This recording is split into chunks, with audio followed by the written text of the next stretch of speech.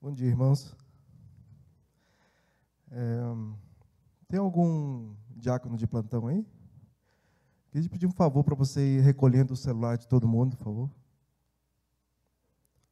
Ah, não. Brincadeira. É brincadeira. Só queria saber se todo mundo estava ligado aí.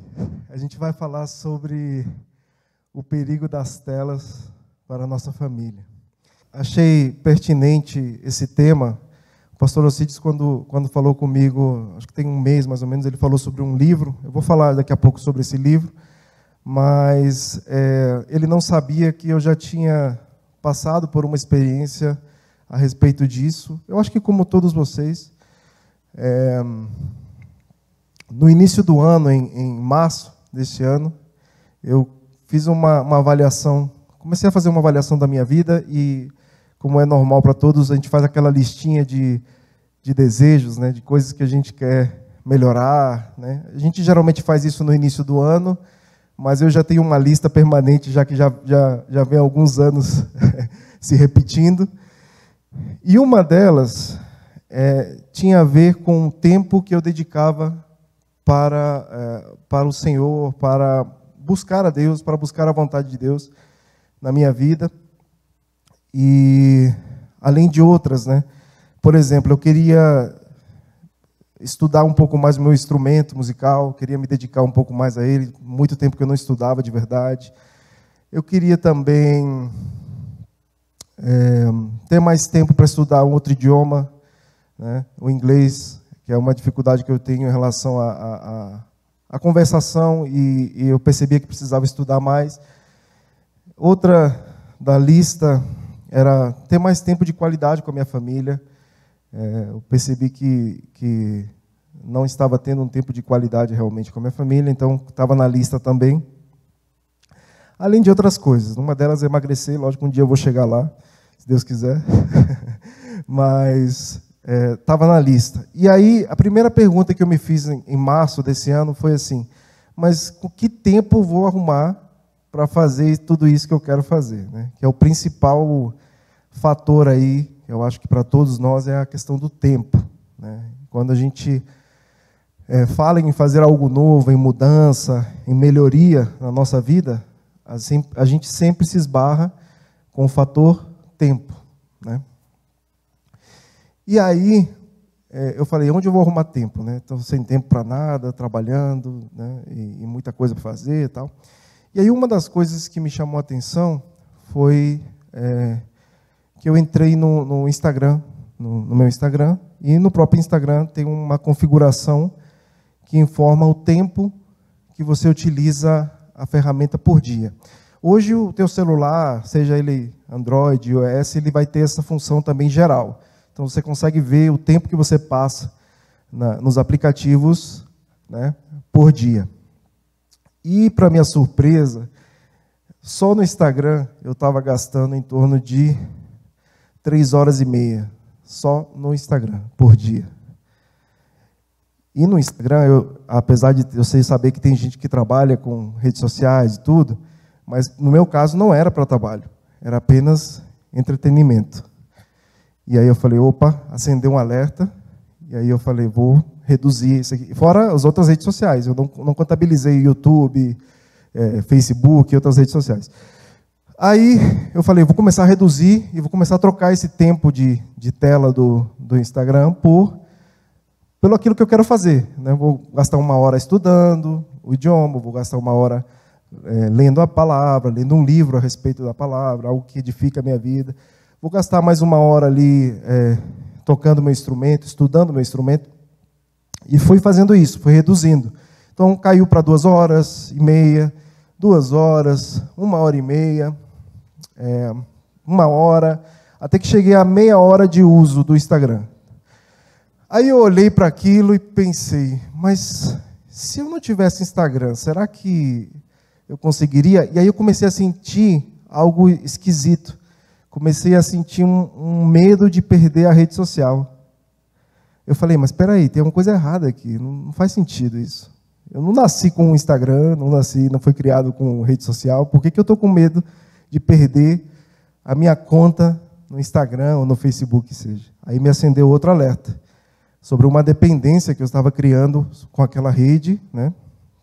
E eu não estava percebendo. Eu comecei a sentir, comecei a me avaliar e perceber alguns sintomas de ansiedade em relação às redes sociais, ansiedade por ver as notificações, ansiedade, a gente vai falar um pouco mais sobre isso daqui a pouco, mas uma ansiedade em saber o que estava acontecendo o tempo inteiro, né, com as outras pessoas, quem estava interagindo comigo, e isso me acendeu outro alerta. Alguma coisa está errada aí, não é só a questão do tempo. E eu decidi, em março, cancelar minha conta no Facebook e no Instagram. Vou te falar uma verdade, eu passei uma semana que parecia uma semana de abstinência, com medo, preocupado, não sei o quê, querendo saber, e simplesmente apaguei. Mas passou alguns dias, isso passou, e eu não senti mais nada, nem vontade de acessar a rede social. O meu tempo tinha sido otimizado absurdamente. Eu tive melhoria no meu estudo do idioma, tive melhoria no meu instrumento, minha vida com Deus melhorou em relação ao tempo que eu estava dedicando à palavra, tempo ao estudo, a passar um tempo com Deus, orar. A minha devocional, antes disso, era muito mecânica. Eu, de manhã, orava rapidamente, lia aquele versículo, aquele capítulo rapidamente, nem pensava no que estava lendo e ia tocar a vida normalmente depois. Então, isso mudou bastante. Meu relacionamento com a minha família mudou bastante em relação a tempo de qualidade. Eu podia dedicar mais tempo. Aí começam a ocorrer outros perigos, tá, gente? Quando você se abstém de algo que estava gerando uma dependência, normalmente você começa a sentir desejo de substituir aquilo por outra coisa. Aquele mesmo tempo por outra coisa. Seja uma outra rede social, seja qualquer outra coisa. Então, a gente também tem um cuidado sobre isso. Mas Jonathan, você veio aqui só falar mal de rede social? Falar mal de telas? Não vim fazer isso. Eu vim falar sobre outro assunto. Eu falei com o João, inclusive, ontem. Falei, João, tão difícil falar desse tema, porque a gente está colocando o dedo na ferida, na nossa ferida, na minha ferida. Né? É um problema que eu ainda estou... Não estou falando que eu venci. Estou falando que eu ainda tenho que controlar. Eu voltei mês passado agora, depois de 6 meses, para a rede social, porque eu falei com a Deise, eu quero entender que eu tenho controle sobre aquilo e não que a rede social tem controle sobre mim, sobre os meus sentimentos. Se eu perceber que isso está fazendo mal de novo, eu cancelo de novo. Então, meu nome é Jonathan e eu estou há 7 dias sem Instagram. Essa semana eu precisei focar mais ainda em função desse tema, e aí eu cancelei novamente, simplesmente excluí, e dessa vez não tive nenhum sentimento, nenhum problema em excluir a rede social. Na hora que eu quiser eu volto, e se eu tiver controle sobre isso, eu entendo que não tem problema, certo? Bom, depois, falando sobre isso, sobre essa introdução, eu vou falar um pouquinho sobre o livro que o pastor Alcides me recomendou. Ele não sabia dessa história que eu estou contando para vocês, ele vai saber depois aí pelo vídeo, mas foi muito pertinente a questão do livro, e o foco do livro, na verdade, não é muito sobre adultos, em parte mas não é muito sobre adultos, que é o livro A Fábrica de Cretinos Digitais. É um tema um pouco pesado, né? Um título um pouco pesado, Os Perigos das Telas para Nossas Crianças. Né? Porque, pela primeira vez, os filhos têm um QI inferior ao dos pais. Mas quem será que escreveu esse livro? Né? Será que é alguém que não entende de rede social, de internet, de comportamento?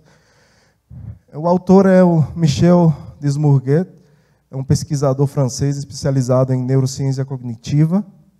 Em 2011, ele foi nomeado diretor de pesquisa do Instituto Nacional de Saúde e Pesquisa Médica da França, e ele atuou por 8 anos na Universidade Americana MIT, que é o Instituto de Tecnologia de Massachusetts. Então, é uma pessoa...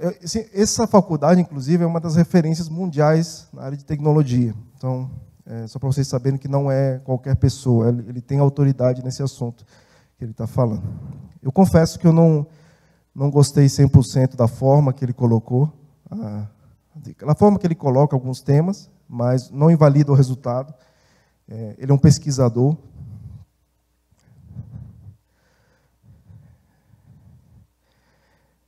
E uma coisa que me chamou a atenção sobre o livro é que um quinto do livro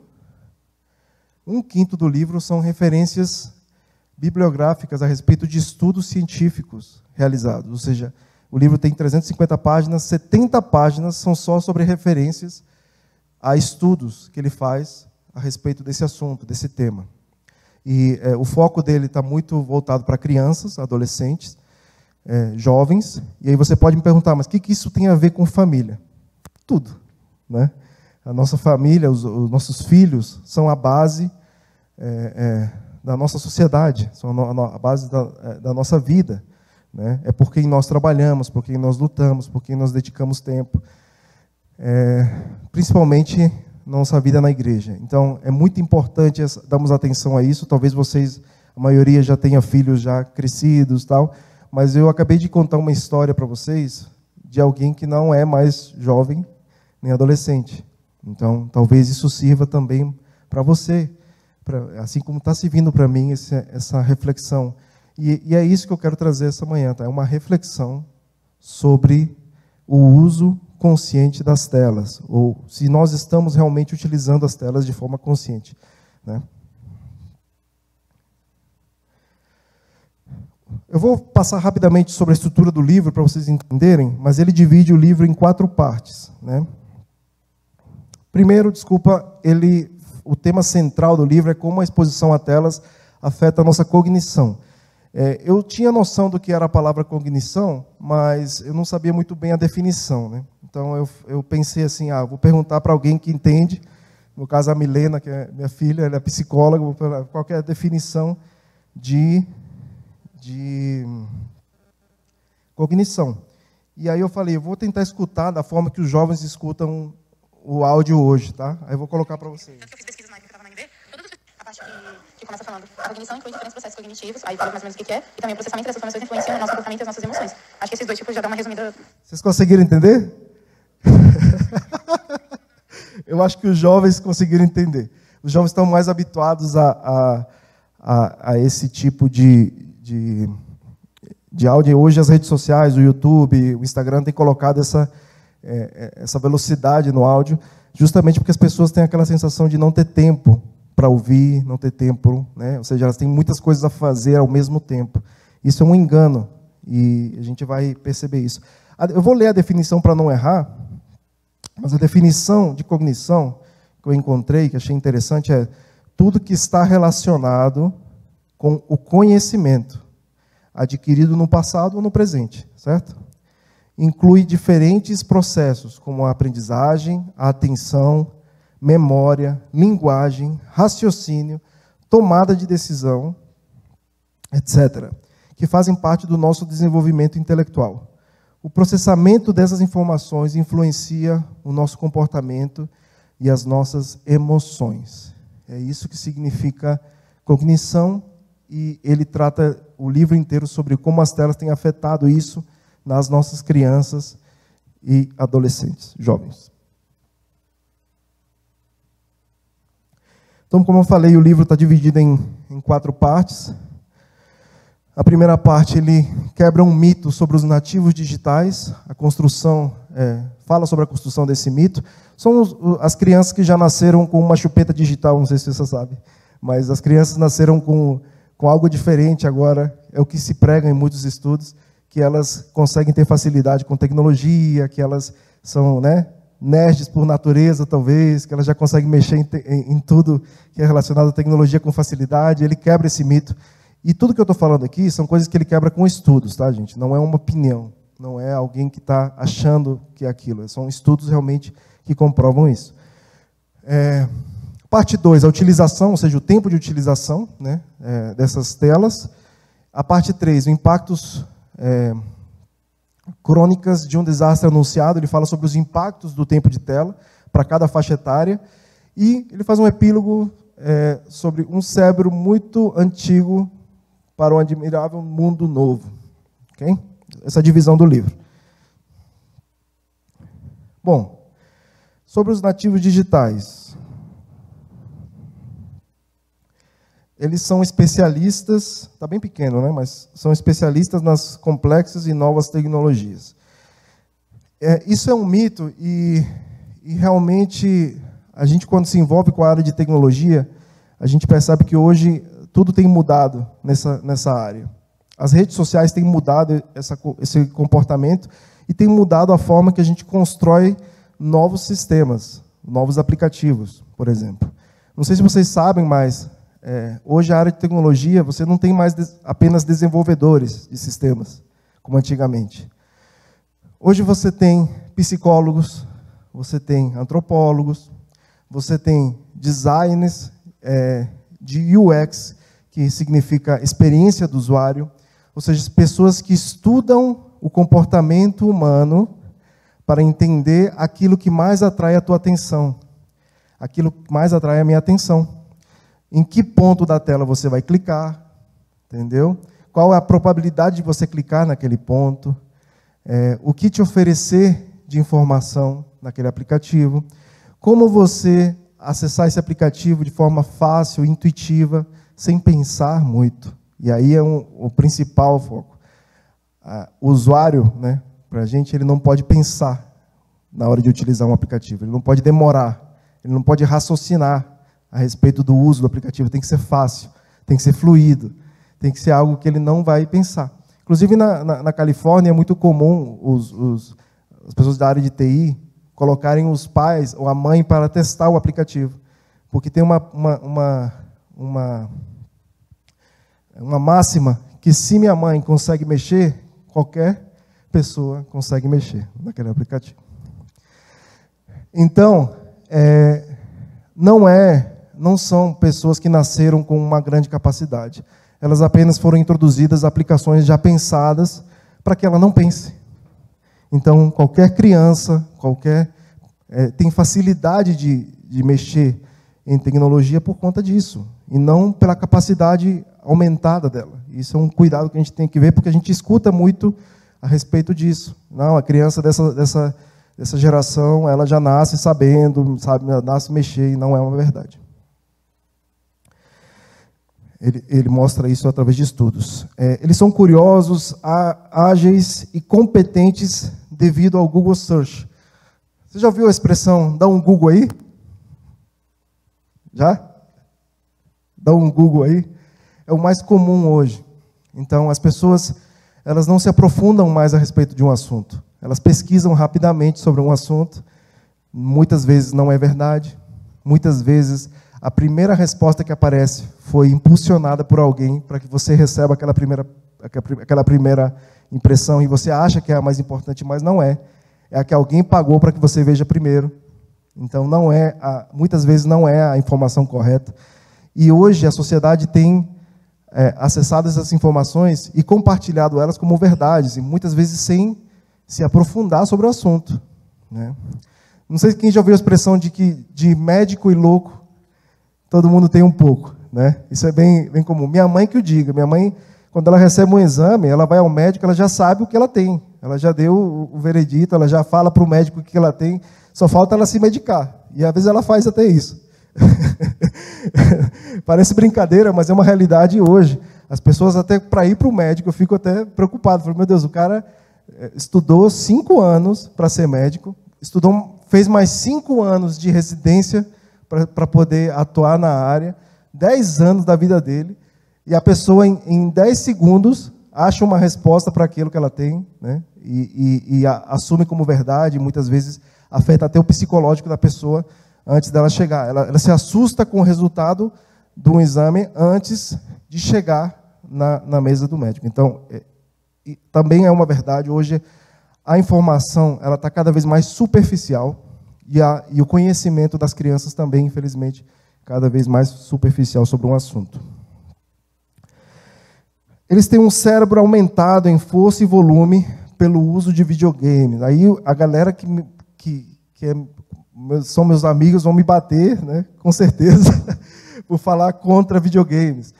Mas alguns estudos falam a favor do videogame, que aumenta algumas áreas do cérebro e tal, e ele também, aí leiam um livro para vocês entenderem essas pesquisas, se aprofundarem, mas ele combate com outras pesquisas, inúmeras pesquisas, que isso não é verdade, pelo contrário, inclusive gera alguns distúrbios de atenção em adolescentes, crianças, enquanto mais tempo ela é exposta a um videogame. Principalmente pelo conteúdo do jogo. Pode ter jogos violentos, jogos com conteúdo sexual e tudo mais. Então, é muito importante a gente prestar atenção nesse conteúdo dos videogames, do que eles estão jogando, do tempo, né? Isso também é um outro mito. Criatividade expandida devido à criação de vídeos e imagens nas redes sociais. Você já parou para ver os filtros, né, as ferramentas das redes sociais? Infelizmente, tudo isso já é pré-processado também. Pessoas já pensaram naquilo, naquelas funcionalidades, para que quem vai utilizar não pense. Ou seja, ela não tem uma capacidade aumentada na área de criatividade, não. Ela simplesmente utiliza o que alguém já fez, já criou, e apenas replica aquilo. Então, ela não tem um esforço de aprendizagem, ela não tem um esforço para aprender, para criar alguma coisa, ela simplesmente utiliza. E as redes sociais fazem isso e com certeza não aumentam em nada a criatividade das crianças. E aí você pode me perguntar, quem ganha com isso? Eu acho que é muito fácil a gente saber quem ganha com isso. Na área empresarial, né, as empresas de tecnologias ganham com isso. Hoje, os produtores de conteúdo ganham com isso. Então, as pessoas comuns, eu e você, que produzem conteúdo para as redes sociais, elas ganham se elas tiverem X visualizações. A cada X visualizações, elas ganham dinheiro, uma retribuição daquela plataforma. Então, tem interesse, sim, em que você permaneça mais tempo nas redes sociais. Você, teus filhos, crianças, adolescentes, há um interesse por trás dessas empresas por tempo de tela. E isso, presta atenção, tá? Esse é o principal fator competitivo entre as empresas de tecnologia. Tempo de tela. É exatamente o que a gente está conversando aqui, é o que eles querem aumentar cada dia mais na nossa família, na nossa casa, na nossa família, porque isso traz resultados financeiros depois. E anunciantes, claro, eu falei do livro, não se espante se, quando você chegar em casa, tiver uma notificação falando sobre o livro para você comprar, tá? Ou sobre algum assunto que a gente está falando aqui, porque o teu celular está escutando a gente o tempo inteiro. Ok? Então, essa é uma realidade também. Bom, mais para frente eu vou falar um pouco dessas estratégias. E outro problema é sobre os pais, né? A gente tem percebido cada vez mais, e eu estou olhando sempre para mim, tá? Sempre olhando para minha casa, para minha família, para quem convive comigo, e eu acabo percebendo esses comportamentos, muitas vezes não como um olhar tão crítico, né? Um olhar mais de tio, de alguém que não se importa muito, talvez, com isso, mas hoje tem me chamado mais atenção, é que os pais muitas vezes têm usado isso como entretenimento para os filhos, para ganhar tempo, né? Para os filhos ficarem entretidos na televisão, no YouTube, enquanto eles fazem outras coisas. Infelizmente, e também não seria justificativa, mas infelizmente essas outras coisas também estão voltadas a entretenimento, geralmente. Na maioria do tempo não é algo útil que os pais estão fazendo, mas algo, sem perceber, gastando tempo com entretenimento também. E aí deixam uma criança na TV para ela ganhar, para ela ficar mais calma, para ela não, né? Ou quando vai a um shopping, por exemplo, fazer uma compra para ele poder ficar quietinho. Então, e outra coisa que ele fala que é importante, que o consumo das crianças das telas, ela cresce proporcionalmente ao consumo dos pais. Então, por isso que é muito importante a gente falar sobre isso. A gente muitas vezes fala sobre criança, tal, e você pode falar, mas hoje meus filhos já estão adultos, né, tal, mas eles vão ter filhos também. Então, é muito importante a gente ter esse senso crítico. Eu não vim aqui falar mal, no sentido de demonizar a rede social, nada disso. Tem coisas boas e úteis nas redes sociais. Tem, por exemplo, você ter contato com pessoas distantes, né? Por exemplo, gente que conseguiu fonte de renda através das redes sociais hoje, e sustenta a sua família com isso. Tal. O problema não está nisso. O problema não está no trabalho. O problema está no tempo de entretenimento que a gente está dando do nosso dia a essas redes. Apenas pelo entretenimento. E esse é o perigo, e é aí que a gente tem que tomar cuidado.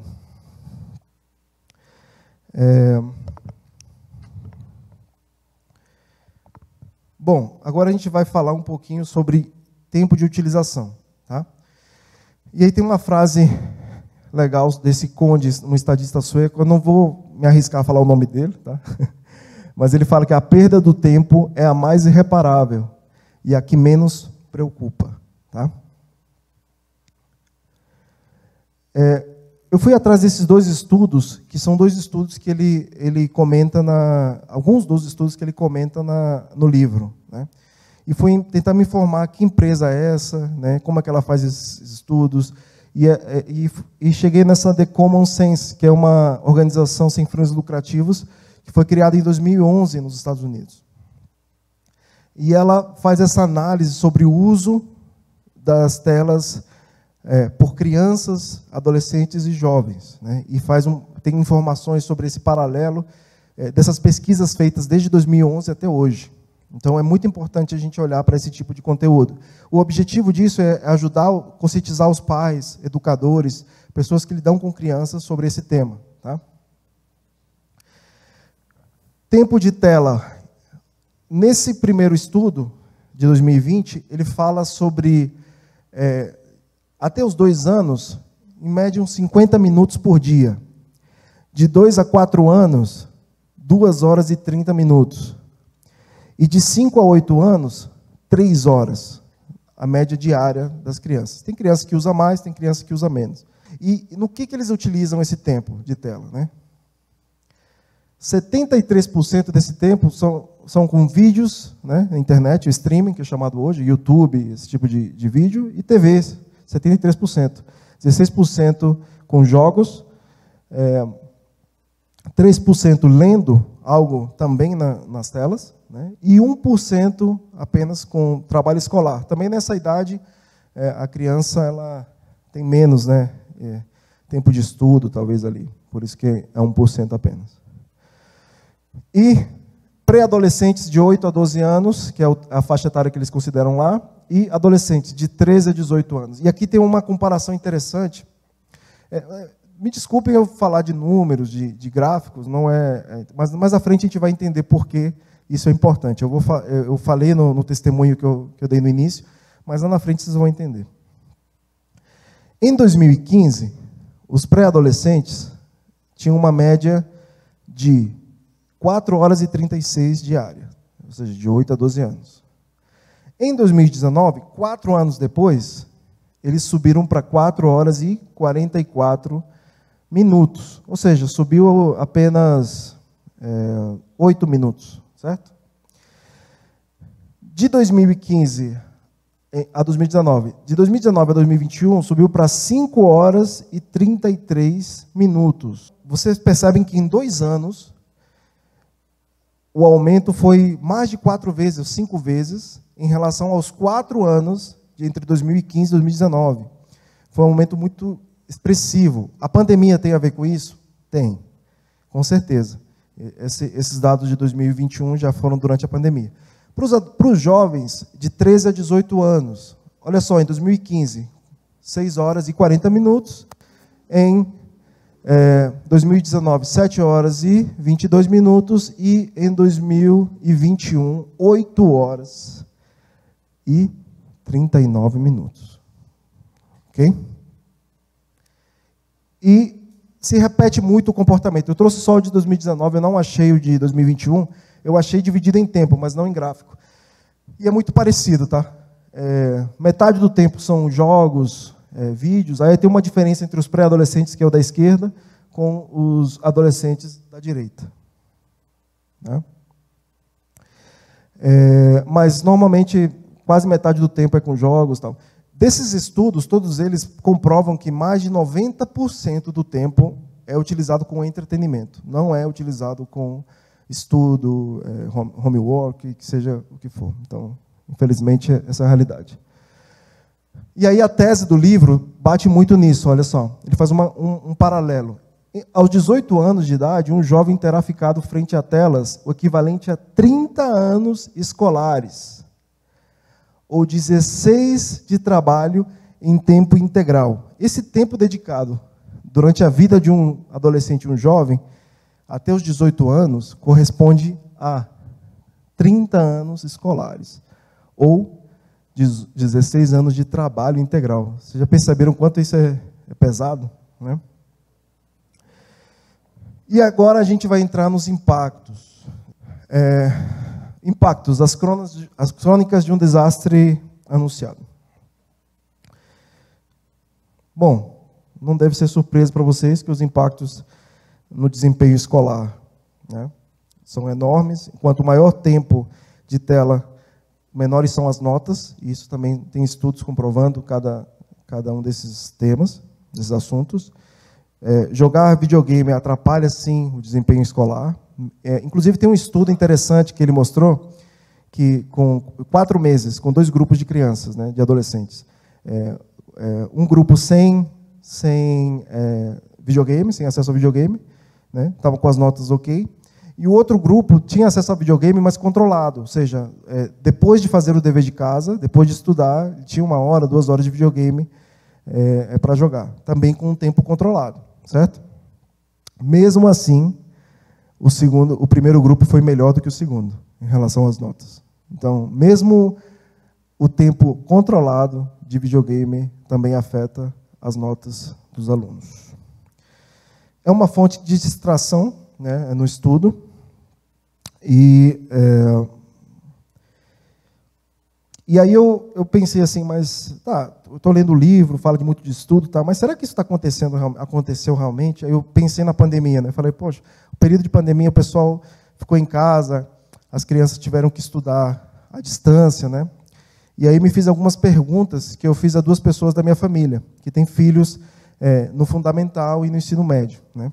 E aí eu trouxe uma delas para vocês verem a opinião de uma pessoa que realmente tem filhos nessa faixa etária. Bom, aqui são os que eu já falei. O videogame, né, atrapalha o desempenho escolar, fonte de distração, falta de critérios sólidos para avaliar e criticar os resultados de busca na internet. É um assunto que a gente já falou também mais cedo. Infelizmente, o assunto está muito raso, então as pessoas, mesmo quem faz uma pesquisa hoje, os alunos fazem de uma forma muito superficial, né, na internet. Muitas vezes o conteúdo já vem pré-fabricado também, ele apenas apresenta aquilo para a escola, sem muito critério. E ele afirma que o professor ainda continua sendo o melhor intermediador do conhecimento. E aí, essa pesquisa rápida, eu fiz umas perguntas para essas 2 mães. Eu perguntei assim: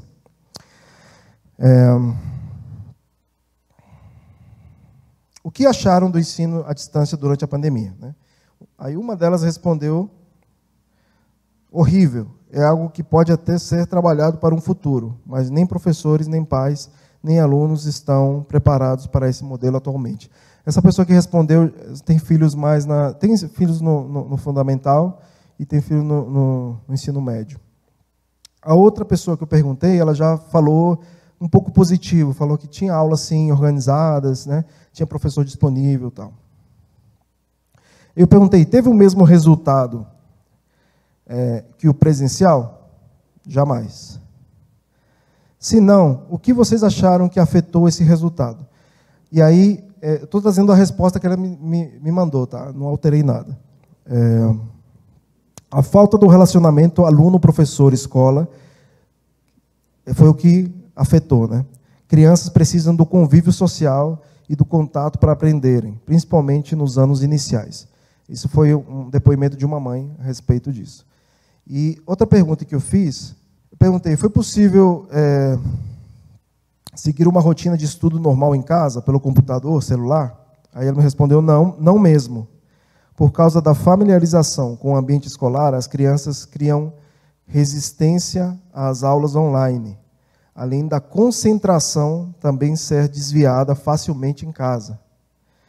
Depoimento da filha adolescente, olha só o que ela falou. Eu passei com as melhores notas, mas graças ao Brainly, eu nem sabia desse site, porque é um site que dá as respostas das atividades. Aí, uma afirmação final que ela fala assim, e além do conteúdo, os danos psicossociais também foram altos. Isso o próprio diretor da escola falou comigo. Olha o que o diretor falou. A falta de convívio social fez os alunos voltarem às aulas com a maturidade prejudicada, o emocional abalado e um nível de tensão e necessidade de aceitação altíssimos. Eu sei que ninguém quis passar pela pandemia, é óbvio, foi uma fatalidade, mas a gente não pode negar que isso atrapalhou, e isso, para a área empresarial, por exemplo, acelerou. Eu ouvi pesquisas falando de 20 anos, a questão do homework, ou seja, de trabalhar em casa, né? Acelerou essa questão do trabalho remoto muito tempo. Se não tivesse a pandemia, iria demorar muito até as empresas se adaptarem a esse modelo. Mas para as crianças, o prejuízo foi altíssimo, né? Elas tiveram, eu ouvi falar muito sobre isso, de pessoas que falaram, não, esses anos foram perdidos na área escolar, criança que não, a própria mãe, uma delas falou que a criança não foi alfabetizada, né, ao entrar corretamente ao ensino médio. Então, vários prejuízos aconteceram ali. Eu não estou falando nada contra o homeschooling, tá? O homeschooling é outro modelo, onde o pai é o professor e ele tem um contato físico com a criança, ele tem um cronograma, tem um método para utilizar para ensinar a criança. Não estou falando disso. Eu estou falando de estudo à distância, que aí é diferente. É o professor numa tela, falando com uma sala de não sei quantos alunos, e esses alunos entretidos, porque a maioria deles tem celular em casa, a maioria deles tem acesso à internet em casa, então é impossível a pessoa conseguir controlar isso, né, sem a criança se distrair, né, e foi o que ela falou aqui comigo. Bom, vamos continuar com os impactos crônicos. Impacto no desenvolvimento cognitivo, é o que a gente já falou. Um vídeo déficit, um humano em vídeo e de verdade não é a mesma coisa. E ele mostra estudos também sobre isso. Ou seja, a mesma pessoa falando sobre aquele assunto pessoalmente e através de vídeo, os resultados são totalmente diferentes. A criança não consegue assimilar o mesmo conteúdo da mesma forma quando uma pessoa, quando ele assiste através de um vídeo aula e sendo pessoalmente, né? Estudo que confirma a ação negativa do tempo global de tela sobre o desenvolvimento motor, cognitivo e social da criança. Então, impactos no desenvolvimento das crianças também já estão sendo comprovados a respeito. Essa parte de tecnologia e o acesso à tecnologia é muito novo para a gente, tá? São poucos anos que a gente tem de experiência com essa realidade. Impactos neurológicos e linguísticos, até na quantidade de palavras que a criança aprende quando ela é novinha ainda, é impactado também pelo tempo de tela. Ou seja, até a alfabetização dela é prejudicada pelo tempo que ela passa nas telas. A capacidade dela aprender novas palavras. A relação custo-benefício dos livros, né, ele fala sobre isso, ou seja, que é melhor a criança utilizar um livro de verdade, né, do que um digital, até pela distração que pode ocorrer no digital. Adolescentes passam 22 vezes mais tempo com as telas recreativas do que com os livros. É outra constatação que ele faz lá. E quem já ouviu falar sobre a síndrome de FOMO?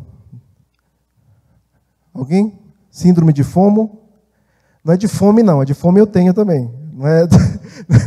Eu estou falando da síndrome de FOMO. Alguém tem? Não? Já? A síndrome de FOMO, a palavra, é um acrônimo, né?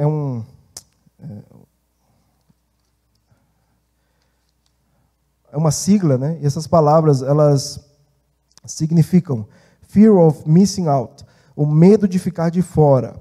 E aqui já vai um conselho para vocês, que serviu para mim, está servindo, e acho que pode servir para vocês também. Desliguem as notificações dos aplicativos de vocês. Desliguem.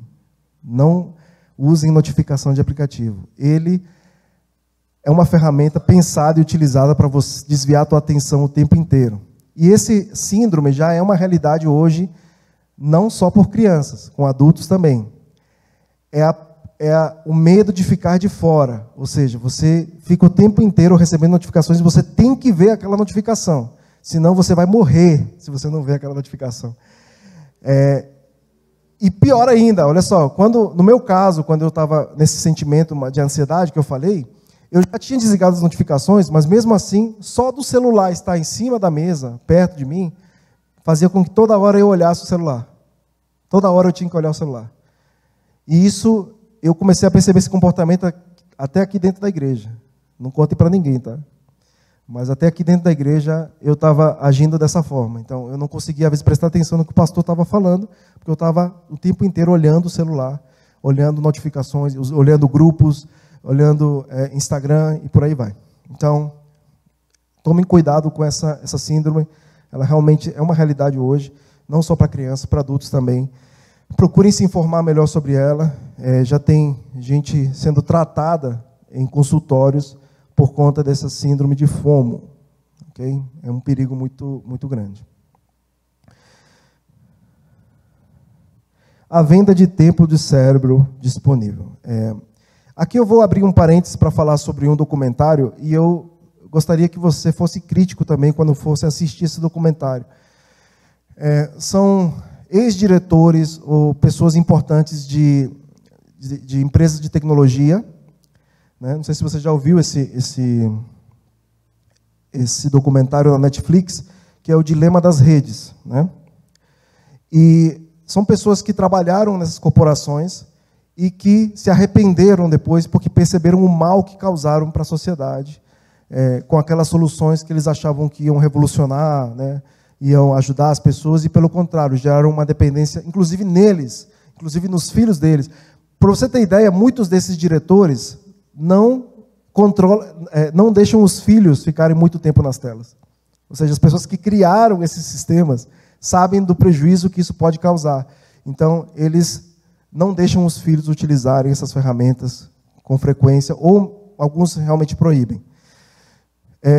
E aí ele tem duas frases marcantes nesse estudo, nesse documentário, que é a seguinte: se você não está pagando pelo produto, você é o produto. E aí é aquilo que eu falei para vocês sobre tempo de tela. As empresas vão lutar o tempo inteiro para manter você mais tempo na tela. Isso é um perigo muito grande, porque ele vai fazer de tudo para você se manter, e lá no documentário ele ilustra isso muito bem, sabe? Ele faz uma animação explicando como os algoritmos funcionam, né, por trás ali, de uma forma um pouco mais lúdica, mas para você entender como essas redes sociais funcionam, como elas agem, e como elas estão preocupadas no nosso tempo de tela e manter a gente mais tempo nessas telas, porque isso gera recursos financeiros para eles. Tá? Você é o produto, então ele quer te vender alguma coisa também. Alguém está pagando para você ficar preso naquela tela, para que o anúncio chegue até você, para que você possa comprar, consumir. Então alguém está bancando dinheiro ali para que você fique mais tempo. Pra você ter ideia, eu já tive experiência de impulsionar alguns posts, algumas coisas nas redes sociais. As pessoas comuns pagam também para que elas apareçam com mais frequência para outras pessoas, seja por conta de um produto que elas querem vender, né? Então, isso é normal nas redes sociais. Só que isso está prendendo a gente cada vez mais, porque tem pessoas por trás estudando, testando a gente, né? Para você ter ideia, as empresas de tecnologia, elas fazem teste AB, não sei se você sabe o que é, mas é como se eu dividisse metade da igreja aqui de um lado, vai receber algumas funcionalidades novas do Instagram, a outra metade uma funcionalidade diferente. Para que eles fazem isso? Para perceber qual que tem mais adesão. Então, a gente, sem perceber, a gente está sendo testado muitas vezes nos aplicativos. Eu falo isso para vocês, é complicado? Quando a gente vai desenvolver um aplicativo hoje, um software, a gente acaba trazendo esses conceitos para dentro dessa aplicação, que é o seguinte: o usuário não pode pensar, o usuário, tem que ser algo fácil para ele, tem que ser algo rápido, tem que ser algo... E aí vocês vão entender por que a gente fala de psicólogos, porque hoje, para você ter ideia, tem profissionais voltados só para isso, que trabalham com gatilhos mentais. São conceitos da psicologia também. E você, para que isso? Para você ficar ansioso. Quando alguém te mostra um produto e fala assim, faltam 24 horas para acabar a promoção. Você fica agoniado, porque você quer aquilo, ele pagar pela metade do dobro, que na verdade é isso que eles estão fazendo, a Black Friday, né? Black Fraud. E você fica ansioso com isso. E você acaba comprando por impulso um curso, e hoje tem virado recorrente na pandemia isso, você acaba comprando por um curso que você nunca utilizou, ou quando você vai assistir, você vê que não tem conteúdo nenhum relevante. Então, tem gente pagando para você ficar preso na tela. Cuidado.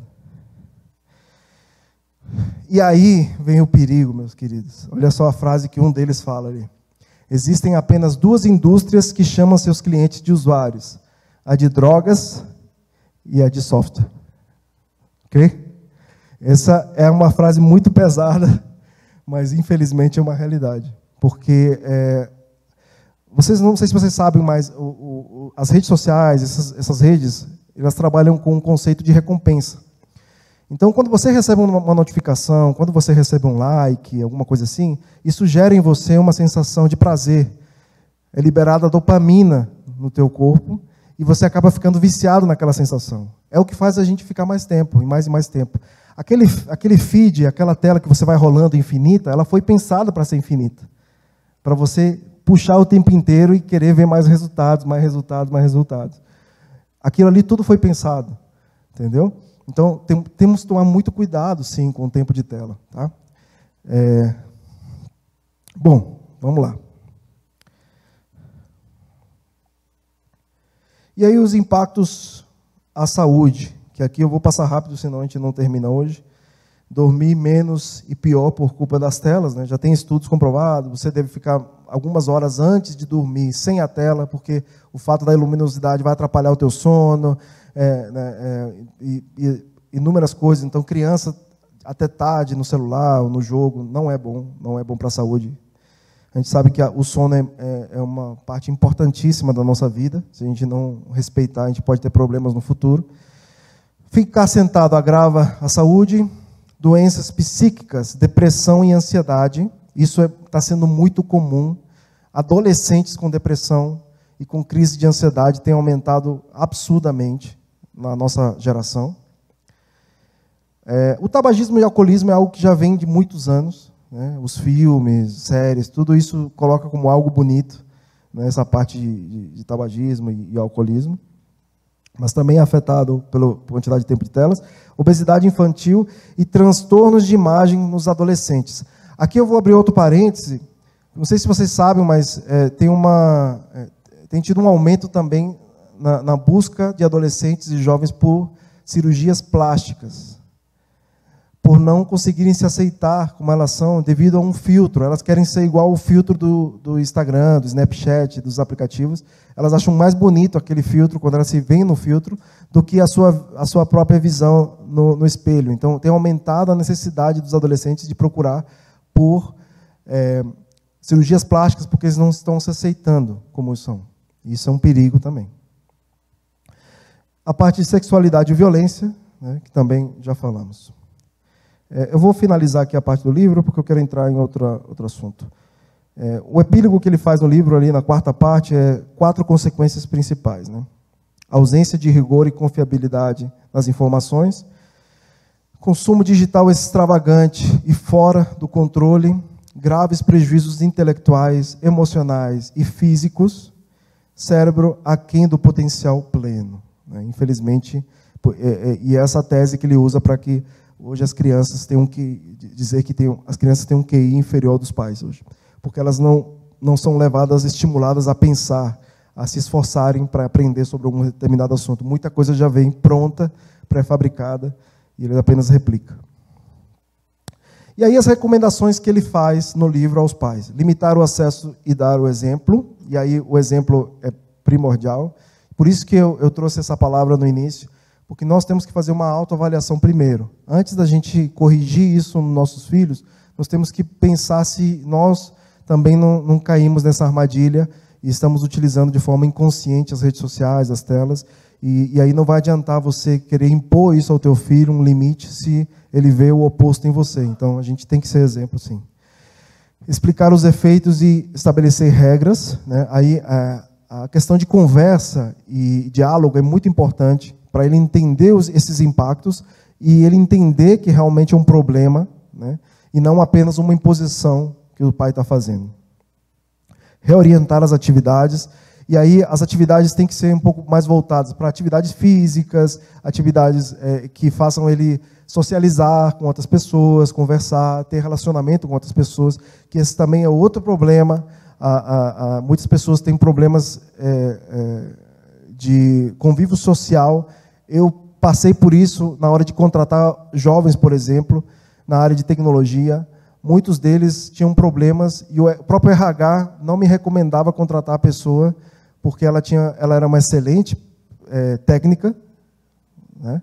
Na nossa linguagem se pode chamar de nerd, mas ele não conseguia se relacionar bem com outras pessoas. Então, esse é um problema que já está acontecendo hoje e já está sendo evidenciado por conta da quantidade de tempo de tela. Os primeiros anos de existência são fundamentais em matéria de aprendizagem e amadurecimento cerebral. Portanto, e aí a gente já está caminhando aqui para o fim, mas eu quero, na verdade,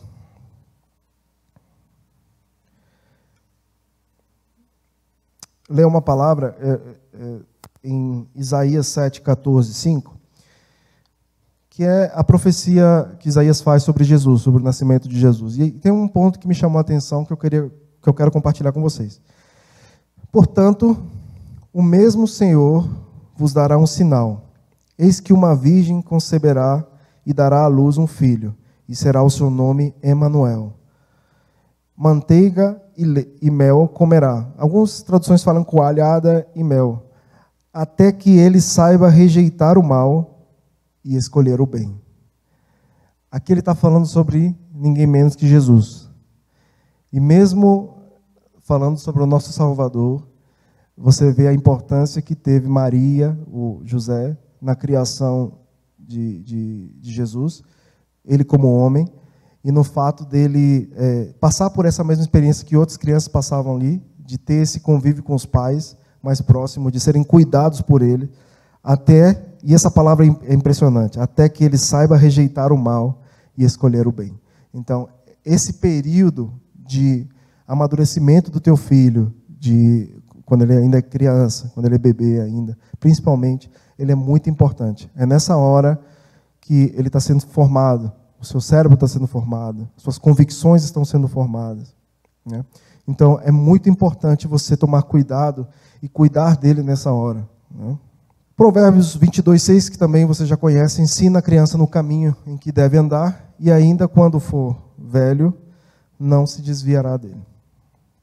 É uma responsabilidade nossa, cuidar dos nossos filhos e ensinar esse caminho para eles. E aí as recomendações que ele faz no livro são um pouco pesadas, mas eu quero que você faça uma avaliação, se faz sentido, se não faz, e tente. O importante aqui é a gente identificar o problema e ter uma autoavaliação, uma autocrítica sobre o nosso uso consciente das telas dos nossos filhos e se isso está ou não prejudicando a vida deles. Ele não recomenda o uso recreativo de telas antes dos 6 anos de idade. E depois dos 6 anos, no máximo de 1 hora. Você vai me dizer, mas isso é impossível, né? Você está me falando que um jovem de 18 anos vai usar 1 hora de entretenimento apenas. A gente acabou de mostrar um gráfico com 8 horas e 40, quase 9 horas de utilização. Isso é impossível, né? Mas é importante a gente refletir, tá? Ele é um pesquisador, ele está falando isso baseado em pesquisas, em estudos, não num achismo, numa ideia. Aí a gente tem que ter o bom senso de avaliar essas questões. E aí eu trouxe uma recomendação da SBP, que é a Sociedade Brasileira de Pediatria, e eu vou ler aqui para vocês na íntegra.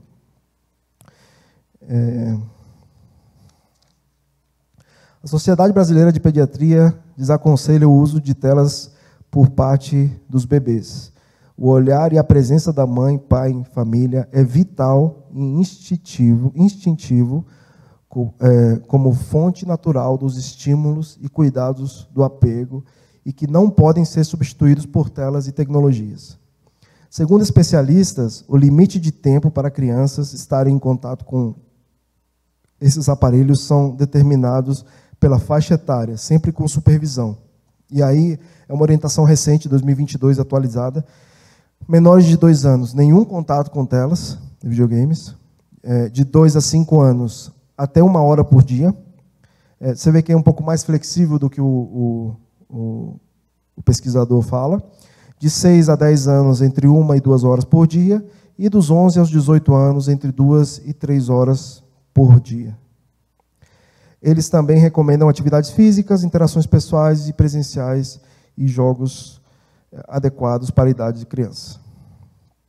Eu nem vou conseguir me deter muito, mas nós temos alguns novos desafios vindo pela frente, piores do que a rede social. Não sei se você já ouviu falar do metaverso. Eu tenho que fazer esse papel, mas eu sei que tem coisas boas, assim como tem nas redes sociais, mas também é um cuidado que a gente tem que ter. Essa parte de realidade aumentada e dele viver num mundo paralelo. Você imagina, se hoje já a rede social com o celular já é um mundo paralelo, imagina o teu filho entrar realmente num mundo paralelo de verdade, onde ele tem contato com pessoas, onde ele tem uma casa, onde ele vai no McDonald's comprar, onde ele faz tudo o que faz nessa vida, só que nesse mundo paralelo virtual, onde ele não tem contato com outras pessoas, apenas no âmbito virtual. Isso vai acontecer, é uma realidade. O próprio Facebook mudou o nome da empresa para Meta por conta do metaverso que eles estão construindo. Então, se você olhar no teu aplicativo, inclusive, vai ser um nome Meta, tem a ver com o metaverso. Então, há um investimento enorme pelas empresas. As marcas, grandes marcas, Nike, Adidas, o próprio McDonald's já tem lojas no metaverso. Para você ter uma ideia, como isso é perigoso, já tem pessoas comprando terrenos no metaverso de verdade, né? E esses terrenos valorizam pela especulação imobiliária, igual aqui. Então, tem pessoas ali, por exemplo, se você vai ser vizinho de um cara famoso, o teu terreno vai ser mais caro. Entendeu? Então, é impressionante como isso está acontecendo. É uma realidade, e é uma realidade que ele vai ser facilmente substituída. Eles vão ter que entrar a partir da... Com certeza, as redes sociais vão fazer essa transição para o metaverso, e um ponto que a gente tem que tomar cuidado. Não dá para se estender muito no assunto, mas vamos lá. E aí você me pergunta, Jonathan, mas o que tem a ver com a minha vida espiritual, com a minha família, tudo isso que você falou? Tem tudo a ver. Eu acabei de falar para vocês, por experiência própria, eu percebi o quanto eu estava me afastando da minha família, pelo tempo, o quanto eu estava deixando de fazer coisas úteis, por falta de tempo, e o quanto eu estava deixando de me dedicar a buscar o Senhor de verdade, a ter uma transformação real por Deus, pela palavra, por conta de tempo, falta de tempo. Então, o ladrão de tempo, eu posso dizer, hoje está sendo as nossas redes sociais, as telas, tudo isso está tirando a gente da nossa família e muitas vezes da igreja e dos nossos papéis na igreja também. Isso está afetando a nossa vida como família dentro da igreja, a gente muitas vezes não está percebendo. Então, é um alerta que eu quero deixar para vocês da importância disso. Eu vou trazer um versículo aqui que é 1 Coríntios 6, 12. Todas as coisas me são lícitas, mas nem todas convêm. Todas as coisas me são lícitas, mas eu não me deixarei dominar. Olha só a expressão. Eu não me deixarei dominar por nenhuma delas. O grande problema não está em utilizar rede social, em utilizar YouTube, nada. São ferramentas úteis, têm seu valor, tem coisas boas, sim. O grande problema está em a gente se deixar dominar por elas, e não o contrário. E a gente deixar que elas dominem os nossos filhos também. A gente deixar que elas influenciem nossos filhos, sem a gente perceber, e lá na frente os problemas aparecem. O teu filho muitas vezes aparece com uma ideia totalmente distorcida do que você pensa, do que você acredita como princípios, sem você perceber. E às vezes depois de alguns anos. Quem que fez isso? Influencers, pessoas que ela gosta na rede social e que trouxeram essa perspectiva para ela e ela abraçou, na hora que ela estava ali presa às telas. Então, é muito importante a gente tomar cuidado com isso. Eu vou ler mais um versículo aqui para finalizar. Lucas 14, 16, 20. Jesus respondeu... Êxodo 5, 1. Depois disso, Moisés e Arão foram ver a Faraó e declararam: assim diz o Senhor, o Deus de Israel, deixe meu povo sair para celebrar uma festa em minha honra no deserto. Nas outras pragas à frente fala: deixa meu povo sair para me adorar. Certo? Mas aí o que Faraó fez? Naquele mesmo dia, o Faraó deu a seguinte ordem aos capatazes egípcios e aos superiores israelitas: não forneçam mais palha para o povo fazer tijolos. De agora em diante, eles mesmos devem juntá-la. No entanto, continuem a exigir que produzam a mesma quantidade de tijolos que antes. Não reduzam a cota. Eles são preguiçosos e, por isso, clamam: deixem-nos sair para sacrificar ao nosso Deus. Aumentem a carga de trabalho deles e cobrem o cumprimento das tarefas. Isso os ensinará a não dar ouvidos a mentiras. Satanás, a figura ali de Faraó, utiliza as mesmas estratégias hoje. Deixa meu povo vir me adorar, deixa meu povo vir à casa do Senhor, deixa meu povo fazer a obra que eu tenho na vida deles, na vida de cada um de vocês, como servos do Senhor aqui na igreja. Aí o inimigo vai trazer distrações. Trabalho, né? Seja no trabalho, seja nas redes sociais, seja o que for, para te afastar desse propósito, para que você não tenha tempo. E é exatamente disso que nós estamos falando aqui, tempo. O primeiro princípio de tudo que eu queria falar aqui hoje tem a ver com tempo. Quanto tempo nós temos dedicado para outras coisas, e depois faça essa reflexão você mesmo. Olhe no teu aplicativo, no teu celular, quanto tempo você gasta, e você mesmo avalie, não precisa ninguém falar para você. E será que a gente não poderia estar usando esse tempo com algo melhor? Seja na nossa família, seja na nossa vida com Deus, né? Seja, inclusive, na produtividade do nosso trabalho, que também é afetada. Amém?